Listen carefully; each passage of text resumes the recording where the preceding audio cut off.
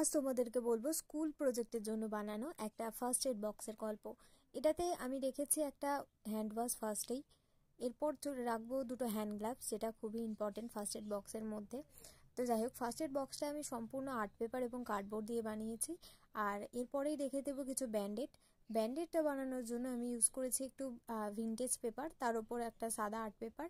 এরপরে চলে যাচ্ছে একটা অ্যান্টিসেপটিক ক্রিম, তারপরেই রাখছে একটা ছোট্ট কাঁচি।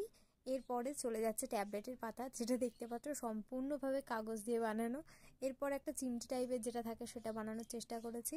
তারপরেই থাকছে কিছু কটনটাকেও আমি ভিনটেজ পেপার দিয়ে মুড়ে দিয়েছি যাতে একটা এস্থেটিক ব্যাপার আসে। তারপরেই রাখছি একটা থার্মোমিটার, আর সাথে থাকছে সবশেষে একটা প্রেসক্রিপশন। তো এইভাবেই আমি ফুলফিল করেছি আমার ফার্স্ট এড বক্সটাকে। এবং সবশেষে আমি কিছু ছবি অ্যাড করে দিলাম যে বাইরে থেকে কেমন দেখতে লাগছে। সবাই জানিও কেমন হয়েছে এটি।